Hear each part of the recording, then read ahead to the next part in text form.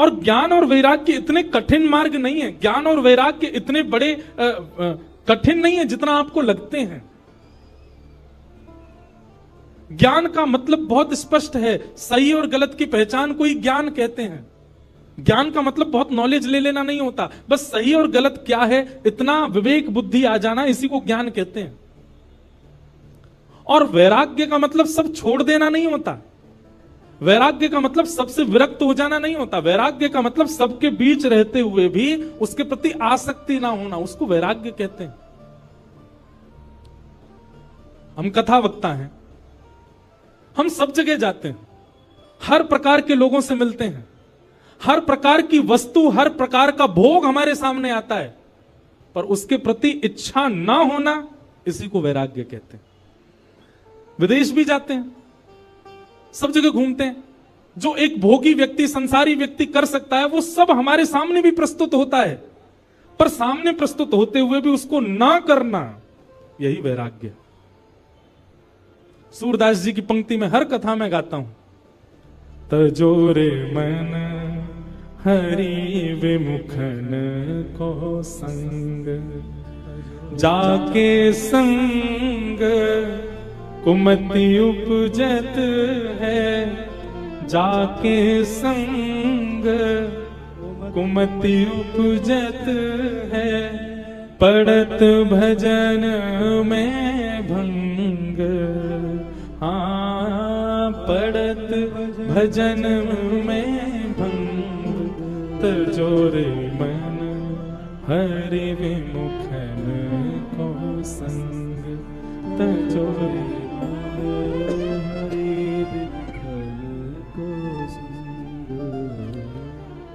उन सब भावों का, उन सब वस्तुओं का त्याग करना है जिनसे ठाकुर जी की भक्ति कम होती है।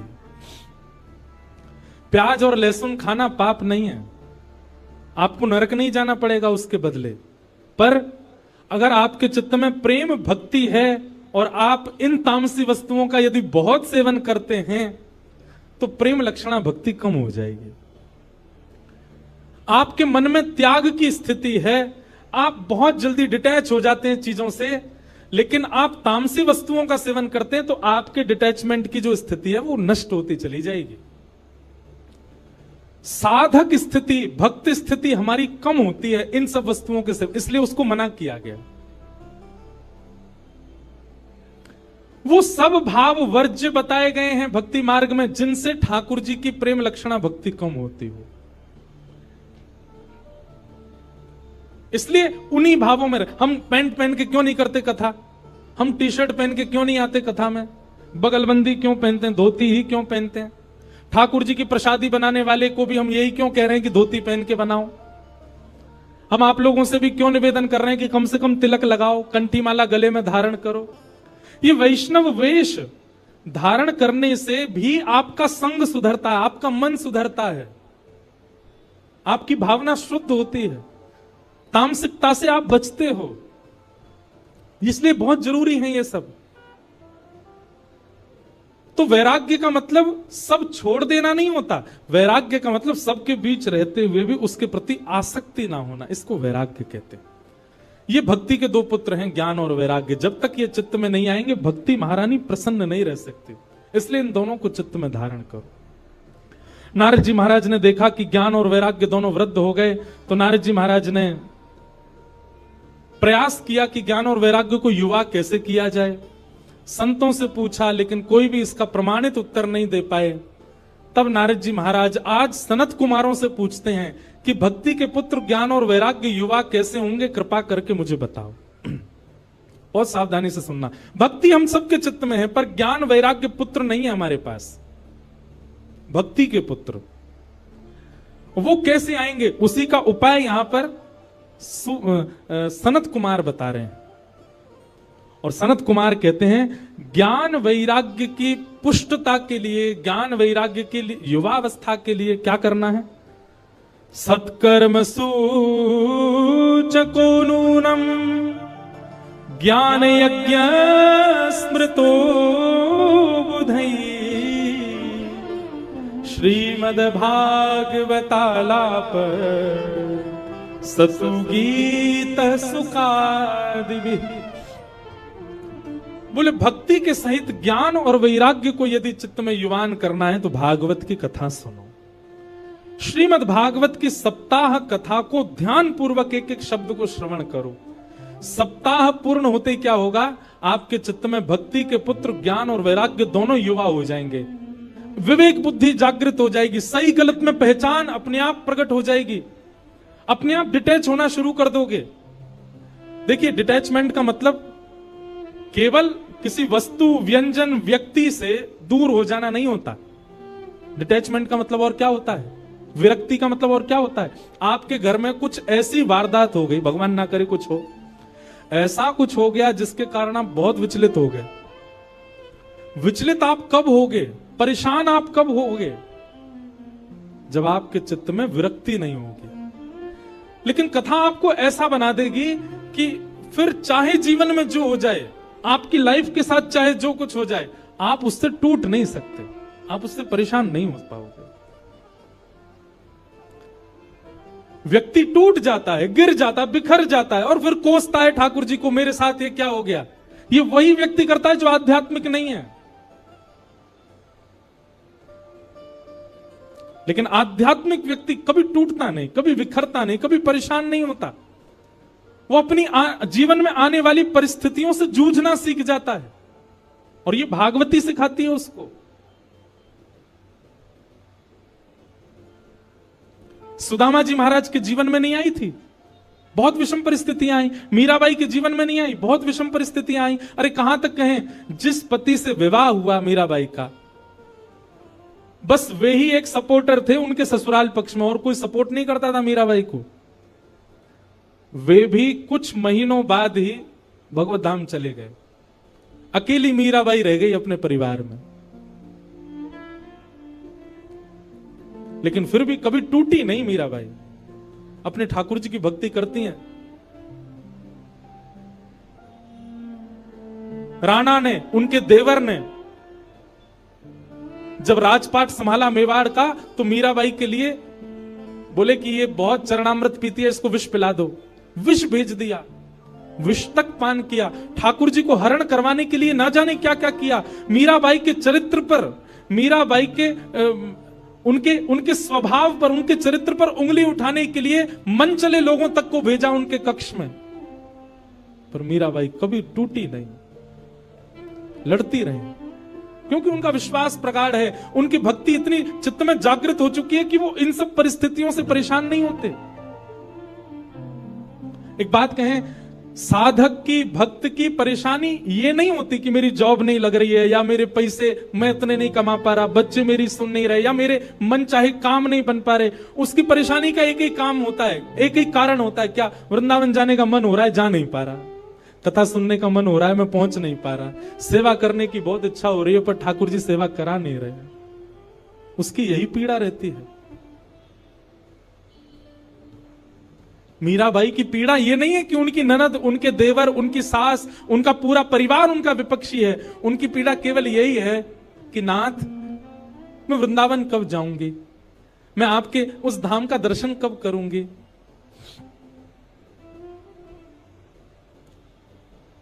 कथा आपको ऐसा बना देती है कि फिर संसारी आने वाली पीड़ाएं आपको अनुभव नहीं होती। आपकी पीड़ा का कारण केवल ठाकुर जी हो जाते हैं कि ठाकुर जी क्यों नहीं मिल रहे हैं। पीड़ा केवल यह है।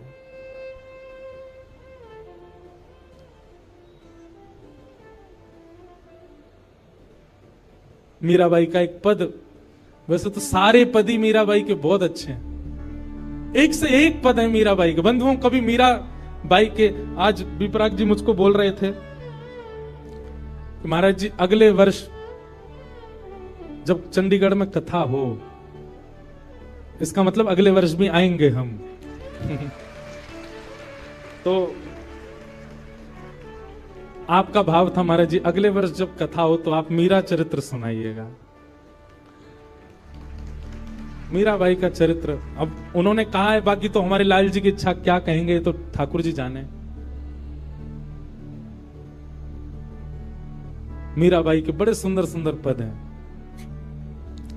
मीराबाई कहती हैं, उनको कोई आके कहता तुम्हारे देवर इतना कष्ट देते हैं, तुम्हारी ननद इतना कष्ट देती है, छोड़ के चले जाओ ना इस परिवार को। मीराबाई कहती नहीं, जब तक कोई गुरुजन आज्ञा नहीं कर देंगे तब तक नहीं जाऊंगी। सहती रही मीराबाई। फिर एक दिन गोस्वामी तुलसीदास जी ने जब उनको आज्ञा की, जाके ही अनराम वै देहि तजियता ही कोटि वैर सम यद्यपि परम स्नेहि। वो कितना भी स्नेही क्यों ना हो, यदि उसके चित्त में ठाकुर जी नहीं है तो उसका त्याग कर दो। जब गोस्वामी तुलसीदास जी ने पत्र लिख करके मीराबाई को भेजा, तब मीराबाई ने अपने गिरधर गोपाल को उठाया, तब घर छोड़ करके अपने ससुराल को छोड़ के फिर वृंदावन आई। तब तक छोड़ा नहीं। मीराबाई से कोई कहता इतनी पीड़ा आपको देते हैं, आपको पीड़ा नहीं होती? मीराबाई कहती हैं, पल पल पिय को रूप निहारूं, निरख निरख सुख पाती। पल पल पिय रूप निहारूं, निरख निरख सुख पाती। मीराबाई कहती है पीड़ा तो देते हैं, पर जैसे ही पीड़ा आती है ना, तो पीड़ा आने पर मुझको लगता है कि ये मेरे साथ ऐसा क्यों कर रहे हैं।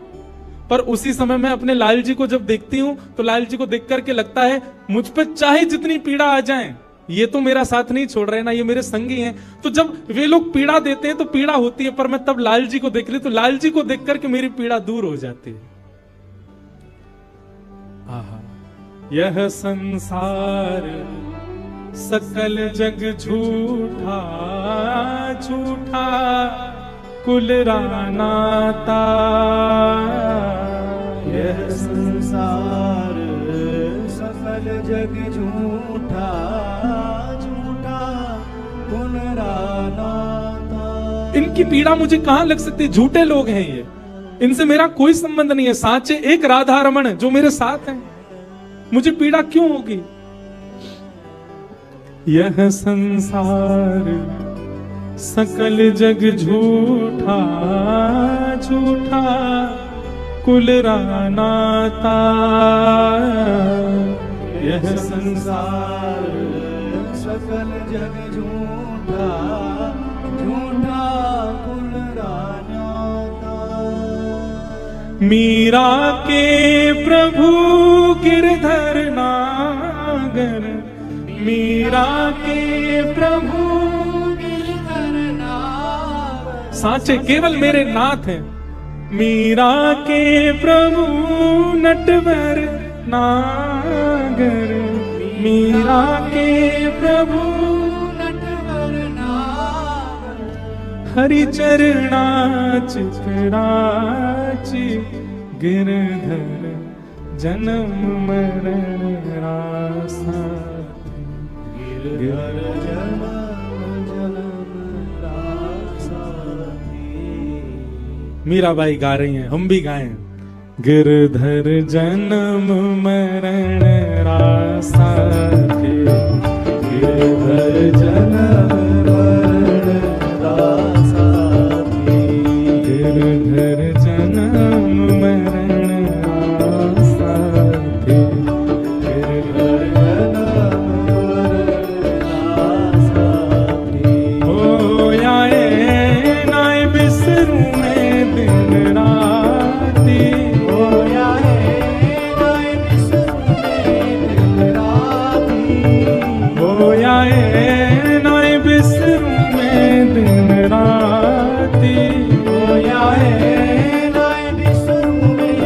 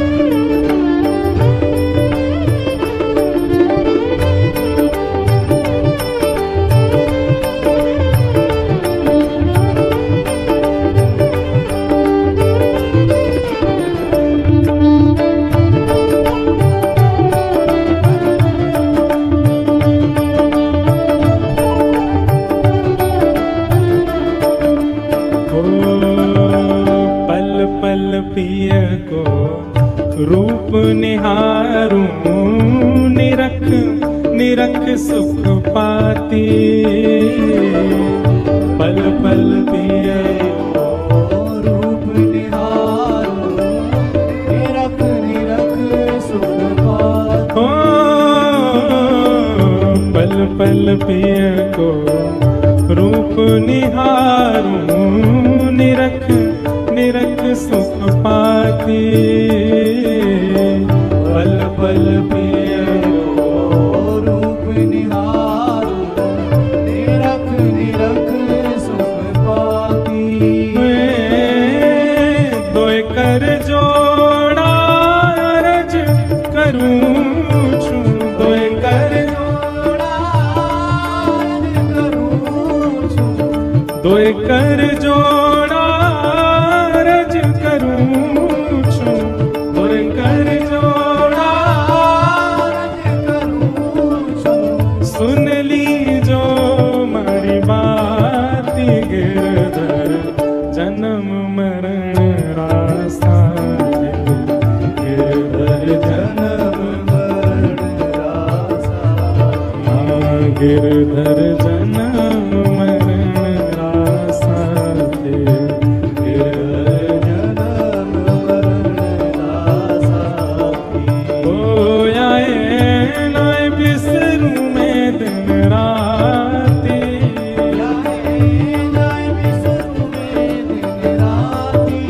ओ आए नाय बिसरूं मैं दिन राती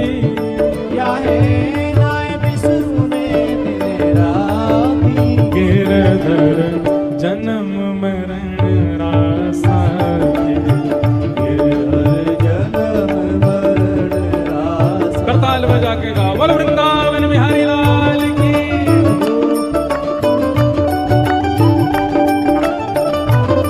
श्री राधा रमण लाल की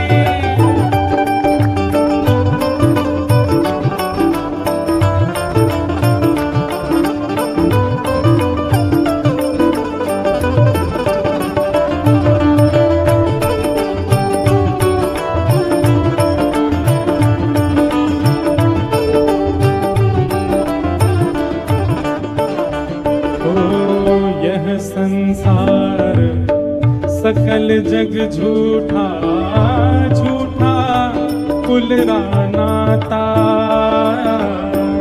यह संसार सकल जग झूठा झूठा गुण राजा यह संसार सकल जग झूठा झूठा कुल नाता यह संसार सकल जग झूठा झूठा गुण तो साचा कौन है मीरा के प्रभु गिरधर नागर मीरा के प्रभु मीरा के प्रभु नटवर नागर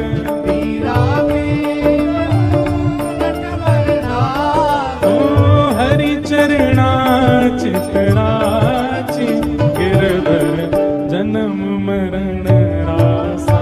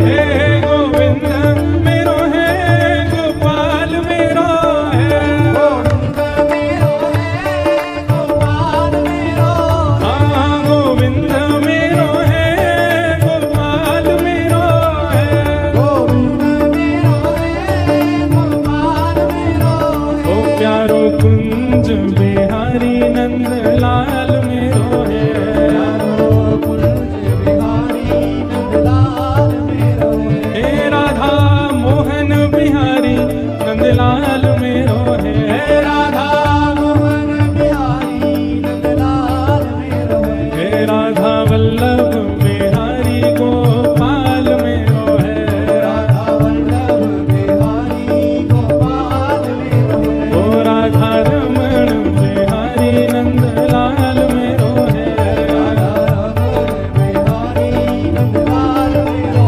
है हे गोविंद मेरो है गोपाल मेरो है मेरो है गोपाल मेरो प्यारो गोविंद मेरो है गोपाल मेरो है गोविंद मेरो है गोपाल मेरो हे गोविंद मेरो है गोपाल मेरो है हाँ गोविंद मेरो है गोपाल मेरो है हे गोविंद मेरो है गोपाल मेरो है गोविंद मेरो है गोपाल मेरो है हे गोविंद मेरो है गोपाल मेरो है हाँ गोविंद मेरो है गोपाल मेरो है हाँ गोविंद मेरो है गोपाल मेरो है हे गोविंद मेरो है गोपाल मेरो है हे गोविंद मेरो है गोपाल मेरो है हे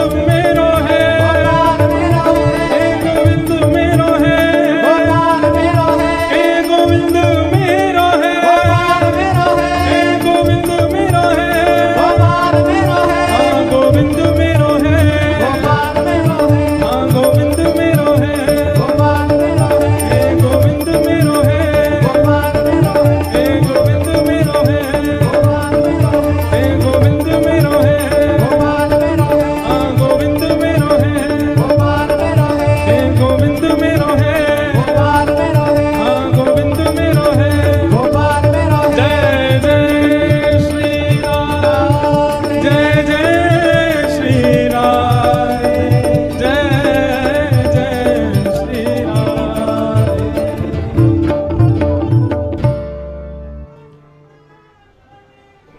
जय हो विराज जाओ भाई विराज जाओ वाह विराज जाओ लालाओं विराज जाओ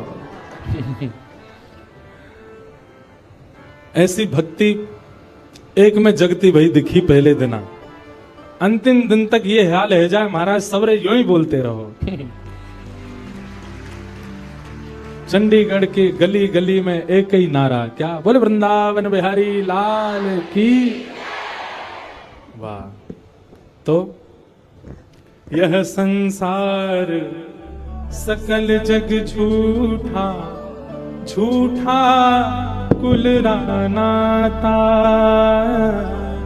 यह संसार सकल जग झूठा झूठा कुल रान्याता मीरा के प्रभु गिरधर नागर मीरा के प्रभु गिरधर नागर हरि चरणा चितराचि गिरधर जन्म मरण रासाथी गिरधर जन्म मरण रास तो मीराबाई की सब विपरीत परिस्थिति थी पर मीराबाई ने किसी का त्याग नहीं किया। जब किसी संत की आज्ञा हो गई तो सब छोड़ दिया। तो कथा जो है हमको कैसा बनाती है कि फिर संसार के अर्थ तो आएंगे जीवन में, लेकिन आपको अनुभव नहीं होगा उनका। अभी संसारी व्यक्ति का स्वरूप कैसा होता है कि दाल में नमक नहीं है तो वो एक ही रोटी खाएगा फिर। लेकिन आध्यात्मिक व्यक्ति का स्वरूप कैसा हो जाता है कि जैसा बना है इतना मिल जाए कि हमसे भजन ना छूटे, वो पा ही लेगा। आध्यात्मिक व्यक्ति व्यवस्थाएं नहीं देखता। फिर आध्यात्मिक व्यक्ति को यह लगता है कि चाहे जैसा हो, ठीक है, सब में हम राम राम तो बच पाएंगे, हम ठाकुर जी को स्मरण तो कर पाएंगे, जैसी है ठीक है, हमको स्वीकार है। वर्सेटाइल बनाती है कथा आपको। और क्षमा कीजिएगा, ऐसे कथा सुन सुन के नहीं बन पा रहे हो तो आप कथा सुन नहीं रहे हो, टाइम वेस्ट करते हो आकर के। कथा सुन करके तो ऐसे हो जाओ सहज, चाहे जैसी स्थिति, जैसी परिस्थिति, संसार में जैसे लोग, जीवन में जितने आर्त, विपत्ति, पीड़ा, कष्ट, आप प्रसन्न ही रहो, आप अपने समभाव में रहो। कोई दिक्कत आपको दिखनी नहीं चाहिए, होनी नहीं चाहिए। और छोटी छोटी बात पर सिर चढ़ जाता है आपका। ठाकुर जी मन में विचार करेंगे, जाते मैं कैसे मिलूं, जो नेक नेक सी बात पे तो या को मूड चढ़ जाए, और मेरो तो स्वभाव है खेलना, और मैंने कहीं जाके या तो नेक खेल कर दियो सो ही रोने लगेगा। अब देखो गोविंद दास जी एक अष्ट सखाओं में एक सखा हुए गोविंद दास, देखो यहाँ अष्ट सखा भी बैठे हैं, पीछे दिख रहे हैं ना, ठाकुर जी के बगल में 1 2 3 4 सखा यहां बैठे हैं, 4 सखा इधर बैठे हैं। तो गोविंद दास जी एक गोविंद दास सखा हुए ठाकुर जी के। अब ऐसी लीला है कि पढ़े लिखे लोग तो इस लीला को सुनकर के बोलेंगे बताओ ऐसा भी होता है, पर वास्तविकता यही है। तो गोविंद दास जी, ठाकुर जी उनके साथ खेलते थे। गुसाई जी तो आरती करते श्रीनाथ जी की, और सामने बैठे गोविंदास को देख करके ठाकुर जी अपने सहन चलाते। गोविंदास कहते डट जाओ, आरती चल रही है अभी। और किसी दर्शनार्थी को नहीं दिखता था, बस गोविंदास को दिख रहा है, सूरदास जी को दिख रहा है, चीत स्वामी जी को दिख, इन अष्ट सखाओं को ही दिखता था। महाराज ऐसी ऐसी लीला गोविंदास जी के संग करते। गुसाई जी श्रृंगार कर रहे हैं ठाकुर जी का, तो श्रृंगार में मोतियों की लड़ पहना रहे हैं। अब गुसाई जी तो श्रृंगार करते करते इधर उधर कहीं गए, सामने बैठे गोविंद दास पद गा रहे हैं। आज ठाकुर जी की पीतांबर अति सोहे, गले में वैजंती माला अति सोहे, सिर पर मुकुट अति सोहे। ठाकुर जी यहां मोती उठा रहे हैं, मोती उठा करके गोविंद दास पे मार रहे हैं। गोविंद दास के सिर पे महाराज गुम्माटा उठ गया। गुम्माटा समझते हैं, कभी कभी सिर में जोर से लग जाए तो ऐसे उठ जाता है ना, गोविंद दास का सिर में गुम्माटा उठ गया। तो गोविंद दास पद गाते गाते देखिए ठाकुर जी मोती मार रहे हैं, ऊपर से ठाकुर जी ऐसे सींग दिखा रहे हैं। ये लीला गोविंद दास को दिख रही है, बाकियों को ठाकुर जी ऐसे ही दिख रहे हैं। तो गोविंद दास बोले अच्छा तो बताऊं, रुक जा। मोती उठा करके ठाकुर जी पे मारा। अब ठाकुर जी पे जैसे ही मारने लगे, इतने में गुसाई जी आया तो गुसाई जी में लग गया वो। गुसाई जी बोले गोविंद दास जी क्या कर रहे हो तू, है ठाकुर जी मोती मार रहे हो। गोविंद दास से हाथ धर के गए, देखो गुम्मा टोट गो मेरो, तुम्हारो लाला मारे तब कोई बात नहीं, या समझा लो पहले, बहुत मारे हमें। ऐसे ठाकुर जी लीला करते थे। गुसाई जी गोविंदास को हृदय से लगाते, गोविंदा तू कितना भाग्यशाली, लाला खेले तेरे संग में। दोपहर में हमारे ब्रजमंडल में सारे मंदिर बंद हो जाते हैं 12-1 बजे। उसका भाव यह है कि ठाकुर जी गैया चराने गए हैं। अब तो दोपहर के समय जैसे मंदिर बंद होते, ठाकुर जी महाराज फेंटा कस के आ जाते, ए गोविंदा चल खेलवे चल रहे हैं। ठाकुर जी गोविंदास के संग खेलने जाते। एक दिन ठाकुर जी बोले गोविंदा तू घोड़ा बन जा, मैं तेरे ऊपर बैठ के डोलूंगो। गोविंदास जी घोड़ा बन गए। घोड़ा बन के ठाकुर जी ऊपर बैठ गए, और गोविंदास की 2 पौनी बना दी ऐसी, और 2 पौनी इनको ऐसे पकड़ पकड़ के ठाकुर जी चला रहे हैं। और ठाकुर जी तो खेले भैया, कछु भी कर सकें। इसलिए भैया ज्यादा नखरेबाज यदि हो तो ये बात लिख लियो, ठाकुर जी ना मिलवे वारे आप हैं, नेक्से से नमक पे, मिर्ची पे, नींबू पे, ये घर में अधर कर दियो महाराज, ऊधम मचा दियो, ऐसी नहीं चलो रात भर सोए नहीं। इतने अव्यवस्थित यदि हो तो यूं समझ लियो ठाकुर जी नहीं मिलेंगे आपको, क्योंकि ठाकुर जी तो व्यवस्था छीनते हैं, उल्टा करते हैं ठाकुर जी। गोविंदास के ऊपर बैठ गए और उसको चलाने लगे।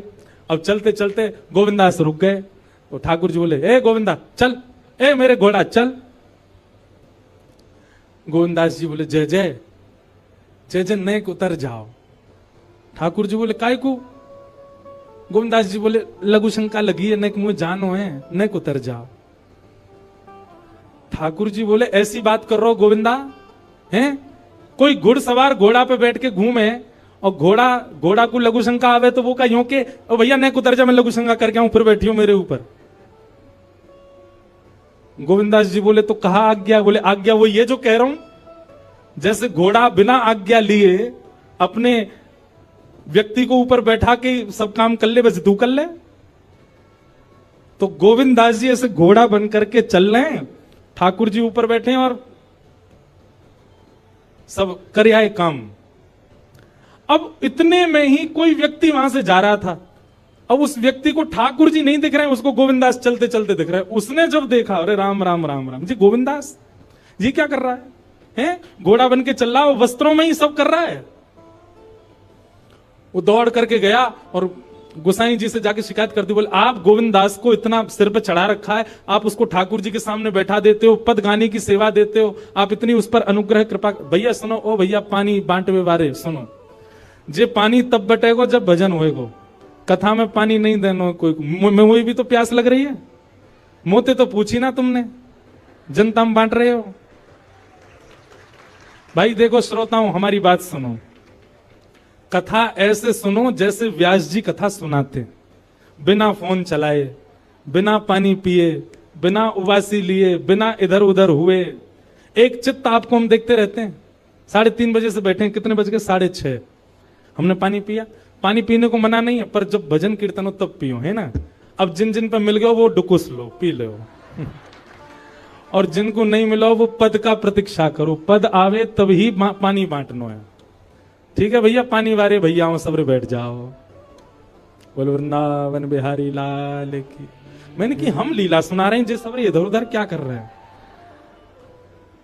बताओ। तो महाराज किसी व्यक्ति ने गोविंदास जी को ऐसे देख लिया, ओहो जो तो ऐसे ही डोल रहा है और चलते फिरते ही कर रहा है।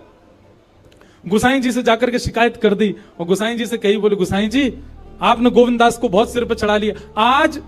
अरे भाई, खड़े होके लघु शंका करना भी मना है शास्त्रों में, वो तो ऐसे बैठ करके चलते चलते कर रहा था, और वस्त्रों में ही कर रहा था, इतना अपवित्र, और आप उसको मंदिर की सेवा देते हो।